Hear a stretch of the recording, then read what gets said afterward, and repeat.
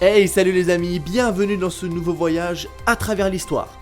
Aujourd'hui, nous partons en direction des steppes d'Asie centrale pour y rencontrer un peuple particulier, les Huns, mais surtout leur roi connu pour son aspect sanguinaire et sauvage, Attila. On va se plonger au cœur du règne de celui qui est connu comme le fléau de Dieu, mais surtout comme un guerrier redoutable qui a bien failli vaincre l'Empire romain. Allez, prenez votre lance et votre bouclier, c'est parti!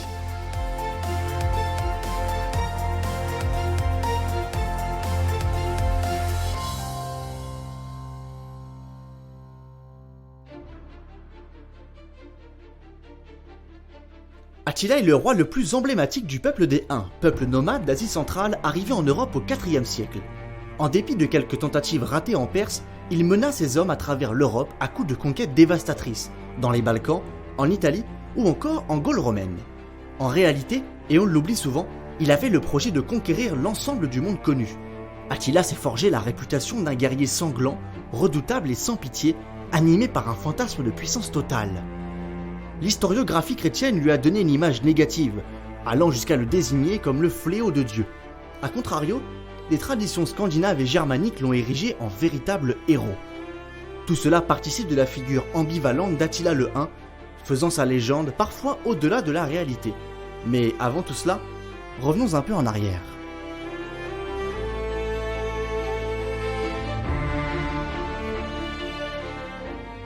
L'histoire d'Attila, du moins jusqu'à son arrivée en Gaule, est très floue. Les historiens ne disposent que de très peu de sources écrites, la plupart provenant des ennemis des Huns. A noter également que dans la tradition de ce peuple, la transmission du savoir se faisait uniquement à l'oral. Ce que l'on sait en revanche, c'est que les Huns étaient connus pour être sauvages, pilleurs ou encore violeurs. La date de naissance d'Attila n'est à ce jour pas connue. Des historiens avancent la date de 395, tandis que d'autres préfèrent donner une fourchette entre 390 et 410. Attila est issu d'une famille de lignage noble, sans que l'on sache pour autant si elle constitue ou pas une dynastie royale. Il est élevé sur le modèle du pasteur guerrier, c'est-à-dire qu'il se nourrit de viande et de lait et qu'il reçoit une éducation de cavalier et d'archer. Attila grandit dans un peuple qui est depuis peu installé en Europe, aux portes des empires romains d'Orient et d'Occident. À l'origine, les relations entre les Huns et les Romains sont plutôt cordiales, grâce notamment au système d'otages honorés, qui consistait à envoyer un otage dans le camp adverse pour maintenir un certain équilibre. Parmi ces otages, un en particulier va se lier d'amitié avec Attila, c'est Aetius, alors encore adolescent. Retenez bien ce nom, car on va le revoir. Un peu plus tard, c'est au tour d'Attila d'aller en Gaule romaine. Malgré l'accueil chaleureux d'Aetius, le Hun est nostalgique de son campement, de ses camarades, et ne songe qu'à partir de ce monde romain qu'il juge décadent et corrompu. Une fois rentré, Attila médite attentivement sur son passage en Gaule romaine, commençant déjà à nourrir des pensées de conquête. En 434, le trône revient à Attila et à son frère Bléda, selon un modèle de diarchie. La relation entre les deux frères est explosive et Attila a bien l'intention de régner seul. Vers la fin de l'année 434, il attire son frère dans un piège et le fait assassiner. Nous ne savons pas grand-chose de ce meurtre, mais une chose est sûre, Attila est désormais seul et unique roi des Huns.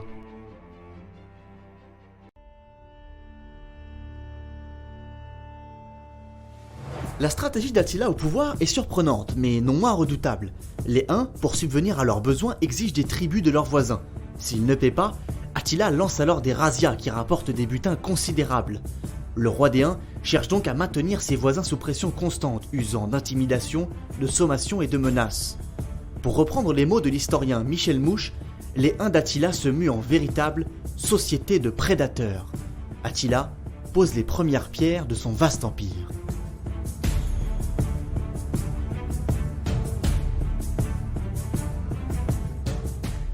Le 27 janvier 447, un tremblement de terre ravage une partie de Constantinople et de ses fortifications. De nombreux silos sont détruits, provoquant une famine importante. Attila y voilà une opportunité pour conquérir la ville. Lancés à pleine vitesse, les troupes du roi des Huns sont inarrêtables, si bien que les guerriers romains sont écrasés lors de la bataille de Lutus. Les Huns pillent ensuite les provinces de Macédoine, de Mésie et de Thrace. Des négociations s'ouvrent alors avec l'empereur romain d'Orient Théodose II. Ce dernier finit par obtenir, sûrement par miracle, le retour à la situation d'avant 447. Mais pour l'empereur, le succès n'est que très relatif dans la mesure où Attila se fait de plus en plus dangereux et manifeste toujours plus d'arrogance dans les négociations. Sa réputation d'envahisseur effrayant et impitoyable prend forme. Mais en réalité, ce qui intéresse véritablement Attila se trouve plus à l'ouest. C'est l'Empire romain d'Occident.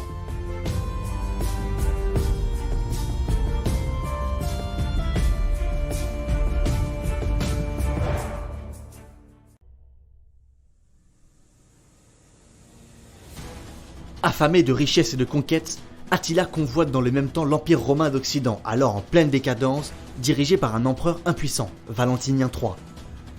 Pour calmer les ardeurs du roi des Huns, la sœur de l'empereur, Honoria, adresse une bague de fiançailles à Attila, lui proposant le mariage en échange de lui donner des droits sur la moitié de l'Empire. Mais les Romains ne prennent pas au sérieux cette vulgaire proposition. Sauf un, qui connaît bien Attila, son ami d'enfance, Aetius. Attila fait alors face à un dilemme de taille, attaquer l'Empire romain d'Orient ou l'Empire romain d'Occident, attaquer Rome ou Byzance.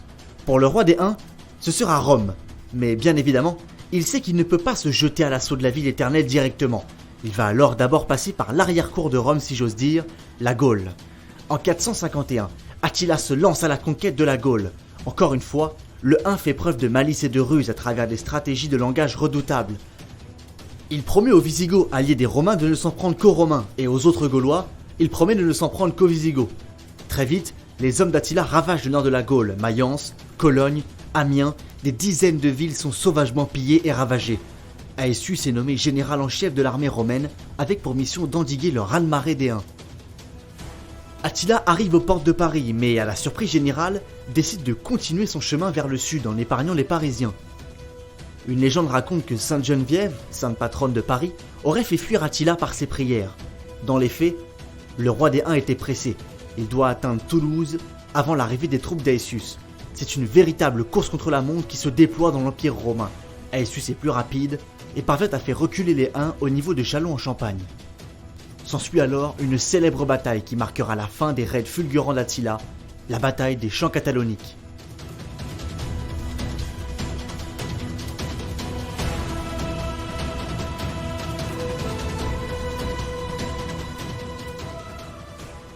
Mais en féroce guerrier qu'il est, Attila décide de ne pas abandonner pour autant son projet et fonce sur Rome.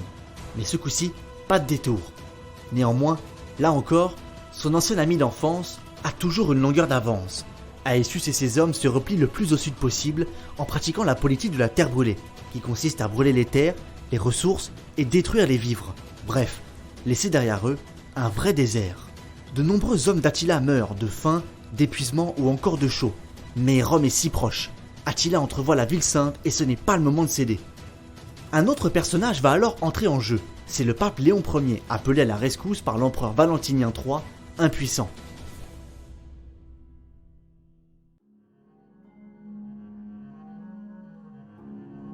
Et là, c'est une scène pour le moins surprenante qui va se produire.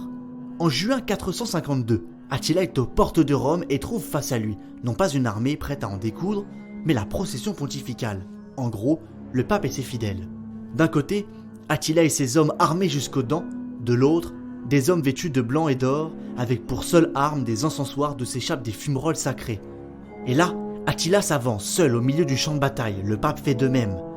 Les deux hommes ont un échange dont nous ne connaissons rien, mais qui va changer le cours des événements.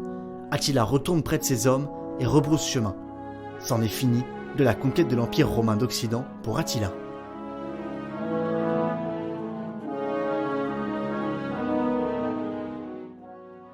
En 453, Attila meurt de façon soudaine dans son sommeil, étouffé par un saignement donné lors d'une des ses innombrables nuits de noces.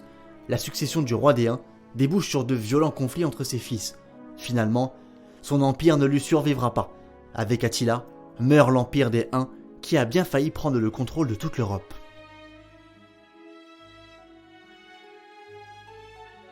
Mais alors, que retenir du personnage d'Attila ? Il faut bien comprendre qu'il existe des traditions divergentes sur la question. En Occident, le personnage d'Attila est résumé par l'expression « fléau de Dieu » qui, me semble-t-il, parle d'elle-même. Isidore de Séville, ecclésiastique du XVIe siècle, disait « Les Huns sont le bâton de la fureur de Dieu. Chaque fois que la colère de Dieu s'abat sur les fidèles, c'est par eux qu'ils sont frappés. » Bon, autant dire qu'être assimilé à un châtiment divin, c'est pas très élogieux. Dans les traditions germaniques et scandinaves, la légende d'Attila est contée de manière positive, érigeant le roi des Huns en chef de guerre aux qualités remarquables.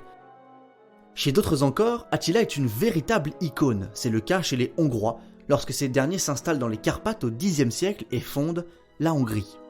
Ils sont assimilés aux Huns pour leurs percées militaires fulgurantes et leurs razzias dévastatrices. Mais bien plus encore, à la Renaissance, la légende d'Attila refait surface, glorifiant le roi des Huns pour ses vertus morales et guerrières. À l'apogée de la monarchie hongroise, au XVe siècle, le roi Mathias Ier de Hongrie se considérait comme le second Attila. Quoi qu'il en soit, Attila a bien réussi à faire trembler l'Empire romain déjà sur la voie de la décadence. Surtout, les Huns n'étaient pas les seuls à mettre la pression aux frontières. D'autres peuples voulaient également manger leur part du gâteau. C'est la période dite des grandes invasions. En 476, l'Empire romain y succombe et un peuple en particulier va progressivement s'emparer de la Gaule. Ce sont les Francs, menés par un certain Clovis. Mais ça, c'est une autre histoire.